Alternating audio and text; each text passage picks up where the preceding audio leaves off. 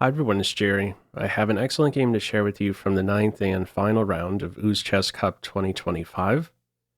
On the white end, Nodirbek Abdusattorov playing against Praggnanandhaa. Prag was in a must-win situation here, trailing Abdusattorov by a full point, was up to the task. Ended up forcing tie breaks, a three-way tie break, and ended up winning the whole event. So clutch game here, especially winning here with the black pieces. Let's see how he did it.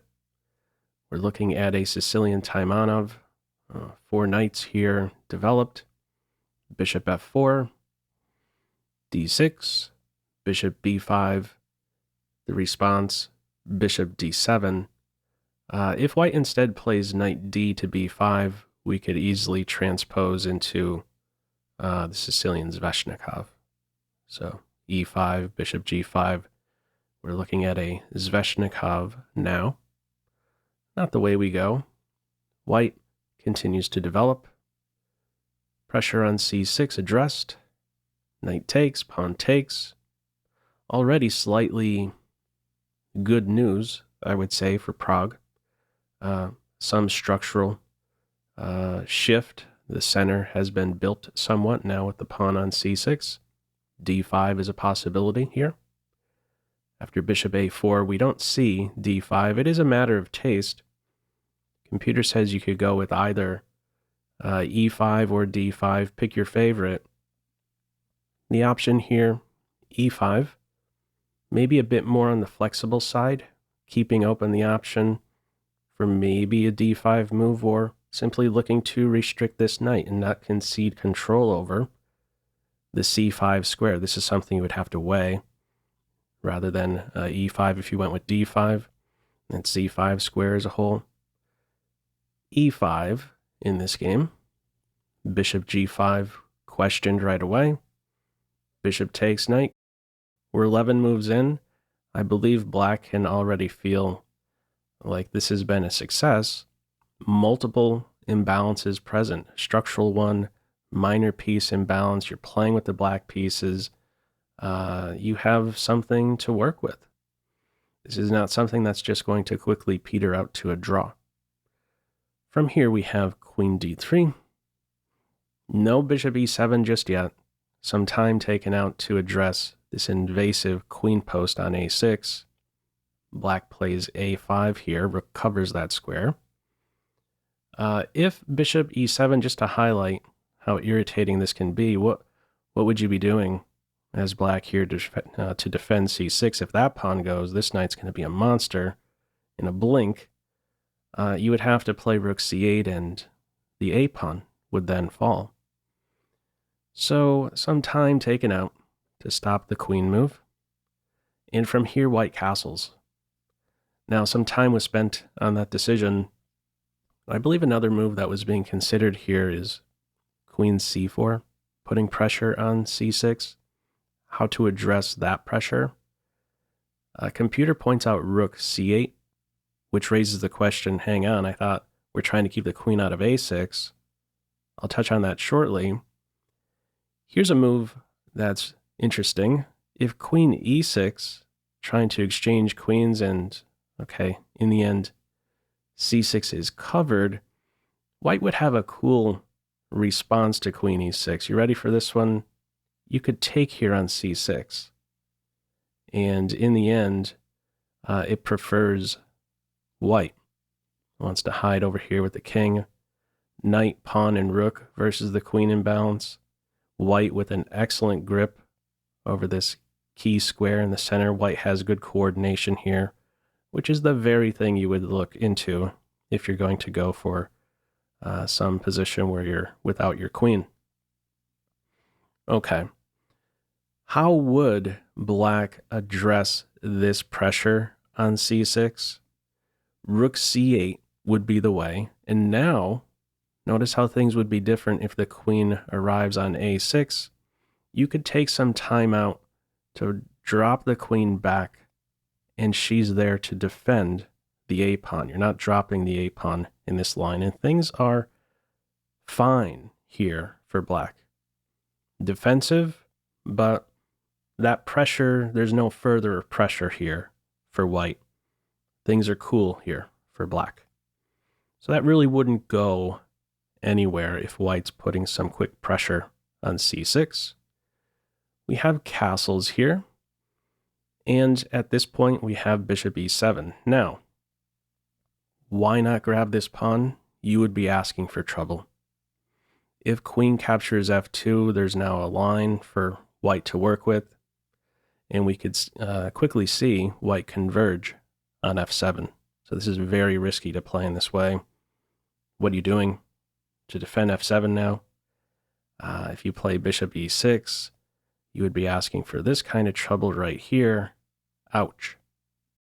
What are you doing about this or that? That's big trouble. And this here would also be trouble. Playing f6, what are you doing with the king? This is a monster piece now. So, in short, call this f2 pawn poison. Development from here. Bishop e7 it is. Rook on h to f1. From here, black castles. Top move is rook a7. Seems mysterious on the surface. What's going on there? Defend the bishop. That's why he wants to play rook a7. Okay, we'll see why that's a thing shortly. After castles here, this is now a window for white to take advantage of the unprotected bishop. Knight d5 is a move here. White does not go for it. The move in the game is g3. Prepping f4. Now, if knight d5 is played here, black has no better than to capture the knight. It says you have to take here and allow this opposite color bishop position. Now, if we carry this out just a couple more moves, let's say queen f4 with a fork here, it says you could block with the queen.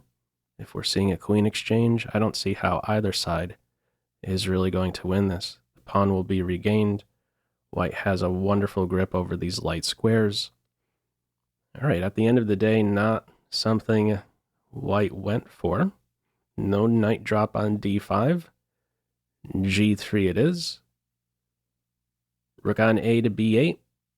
We're working with three imbalances. Structural one, minor piece one, and add this opposite side's castles position to the list. All right, from here, f4, rook b4. The black rooks are going to be more active than white's rooks within this structure. Has a wonderful file to work with here. Preparing to now double. Puts pressure on something. This is an excellent pivot.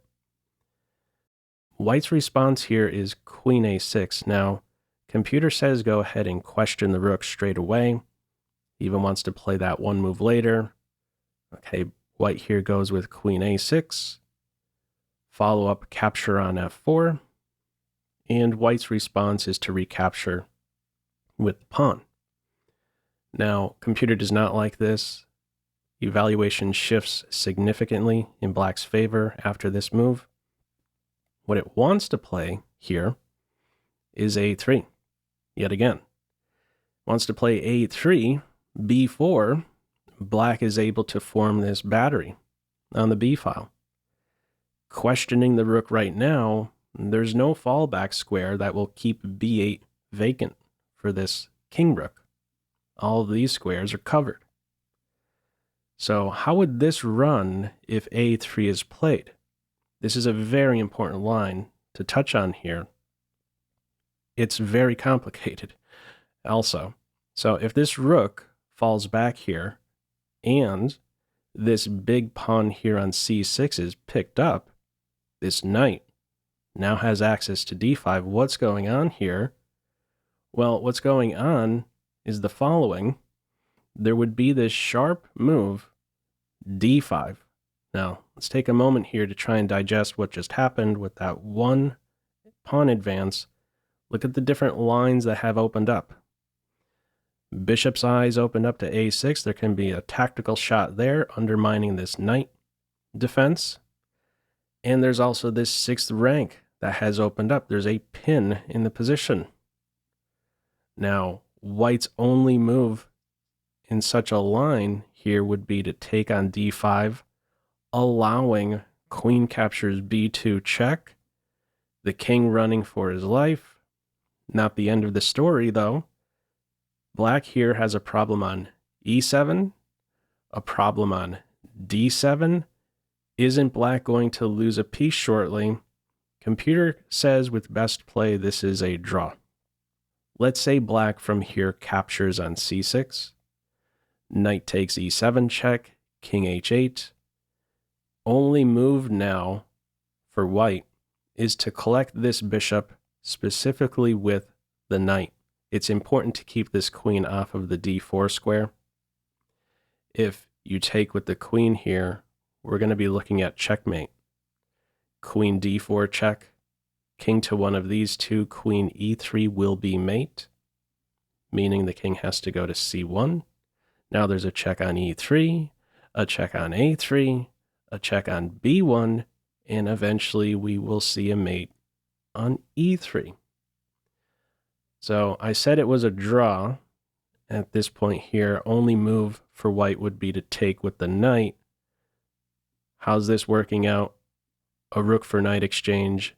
At the end, we will be looking at a perpetual check, queen a1 to d4 from here. That's a very sharp line, to be sure. Okay. At the end of the day, going all the way back here, we do not see this invasive rook post questioned with a3. In the game, it is g takes on f4. If rook takes f4, the queen has this wonderful square on e5. And there's also a threat in the position. Bishop g5, pin and win. White's play here is with g takes f4. Follow-up battery. How to defend the pressure on b2. White tries to stir up trouble at this stage. Evaluation at this point, about minus 1.5. The play here is with e5. If white tries to shelter this pressure on b2 with bishop b3, there's a5 to try and smash through on this square. Bishop takes, rook takes b2. And on knight takes a4, this pawn is up for grabs. Rook takes e4. This pawn now isolated, a target.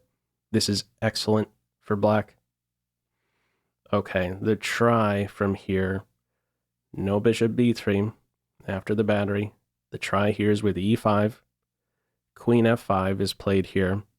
If you take on e5, that hangs the bishop. Queen f5 it is. E takes d6. White has a passed pawn, but it's going nowhere.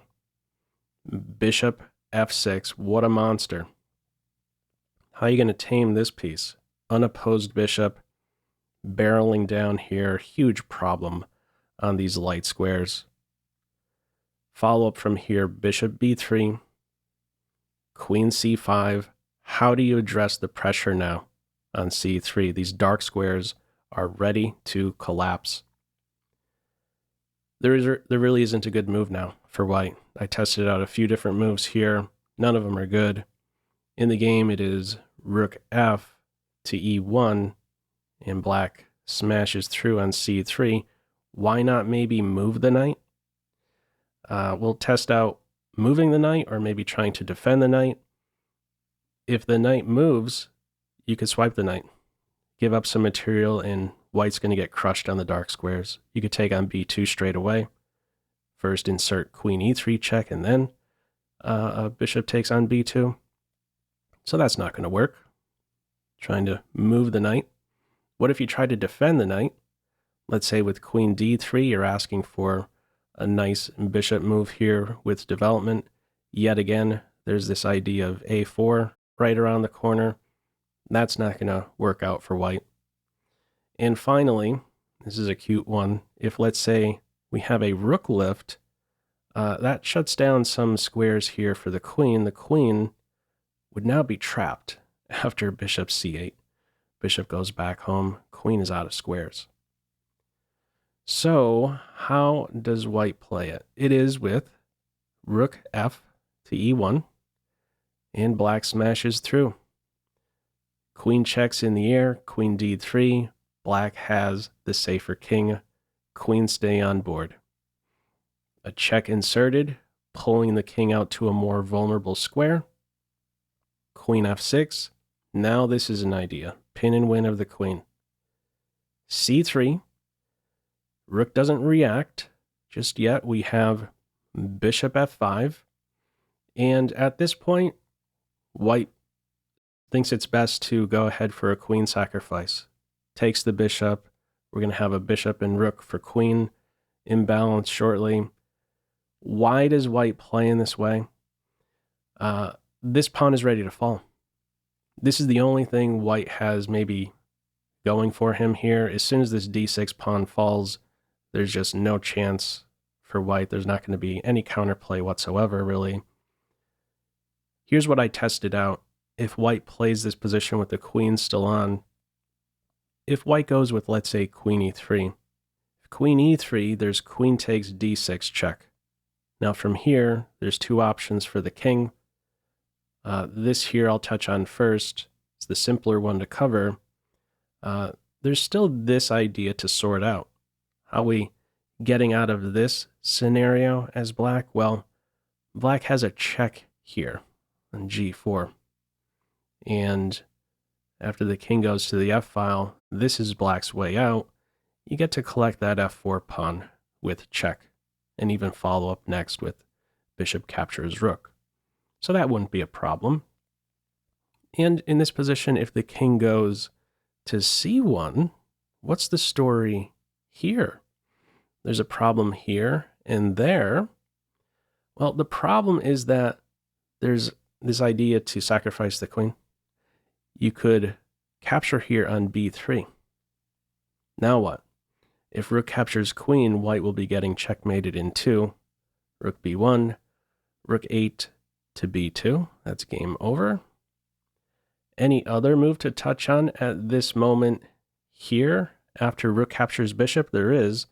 There's this slick move, queen check on e8. In this position, the only way to win is to move the king. If you take the queen, there's this recapture, and then there will no longer be a mate against the king here, kicking off with that check. The king slips away. e3 is now has now opened up. This would be winning for black, however. How does this play out? If this pawn captures the rook, there's queen a3 check, another check. King is forced to this square. You could collect the queen there. That's one winning way.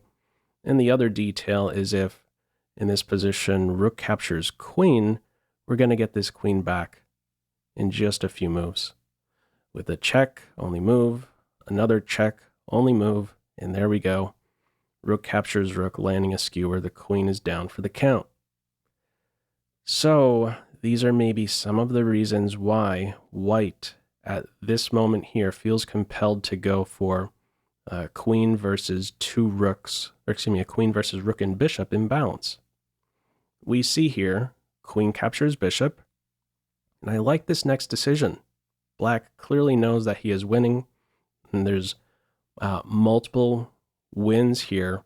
What approach to take, however? What's going to make your task easiest? We do not see queen captures queen here. The move played is rook d4. This pawn is passed, and this rook's eyes are opened to it. Convenient defender of that passed pawn. If queen captures queen, okay, maybe the king steps aside, tries to hide over here, and the rook is in a spot to assist that passed pawn with its every advance. We don't see queen captures queen. We have rook d4 check. Pawn captures rook is played here. If this capture is declined, let's say with the king move, let's say king e2 or king c1, let me touch on that one first. If king c1, we get to exchange that rook off with check and then collect the queen. If king c2, queen takes queen is there with check. And if king e2, you could take the rook. In meat in this position, queen captures queen with rook captures rook check first, and only then the recapture. Also on this slick-looking move, bishop captures f7 here. You don't take the bishop in either way. That would allow queen captures queen next with check. You would hide here on f8. And once more, we're looking at a position here where it's a rook versus bishop position. Black up the exchange. No difficulties here converting this one for black. Okay, at the end of the day, after rook d4 here, it is pawn captures rook, and this pawn now interferes with this rook's defense of d6. d6 will drop shortly from here. Queen captures queen only now. King c3, queen d7. From here, rook e5 is played. If rook e7, this is not a problem. You collect d6, and you're not worried about dropping this pawn. Rook captures pawn, you could take the bishop. That's available. Bishop captures pawn check. King steps over. Pressure on these 2 points. There's no fear in this position for black. No dangerous passed d pawn in this position. White's try is with rook e5. Queen captures d6. Something to note here, we're at move 30. Both players are under 5 minutes.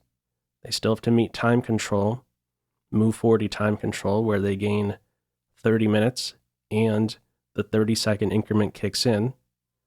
So that factors into some of the moves in this game from this point on.